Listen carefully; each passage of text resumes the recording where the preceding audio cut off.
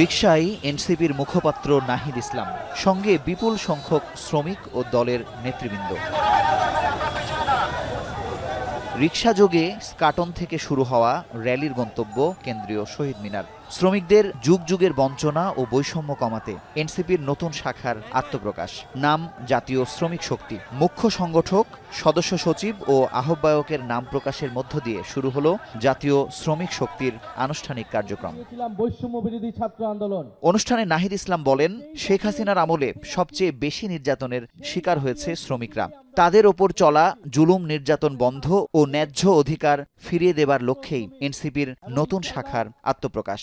আমরা যেই লড়াইটা শুরু করেছিলাম 2024-এ বৈষম্যবিরোধী ছাত্র আন্দোলনের মধ্য দিয়ে, আজকে শ্রমিক শক্তির আত্মপ্রকাশের মধ্য দিয়ে তা আরো অনেক ধাপ এগিয়ে গেল।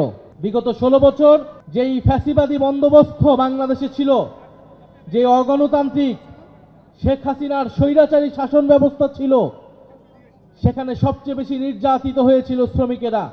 অনুষ্ঠানে জাতীয় জুলাই সনদে রাজনৈতিক দলগুলোর স্বাক্ষর নিয়ে সমালোচনা করেন তিনি। বলেন, এর মাধ্যমে ঐক্য নয়, বরং জাতির সঙ্গে প্রতারণা করা হয়েছে।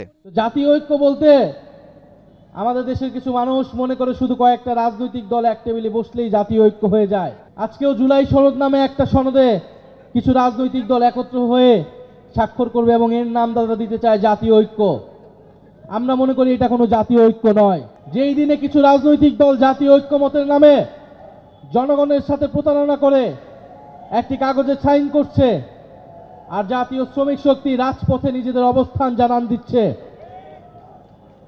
আমরা সবসময় জানি রাজপথের শক্তি জয়ী হয়।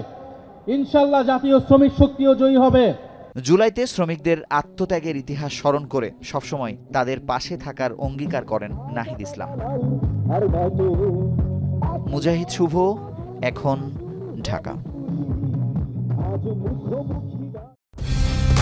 কালার এক্সপার্ট, জর্জ স্যাপ এবং মাইল্ড অন হ্যান্ডস টেকনোলজি সমৃদ্ধ অরিক্স ক্রিস্টাল ওয়াশ আপনার লন্ড্রি এক্সপার্ট।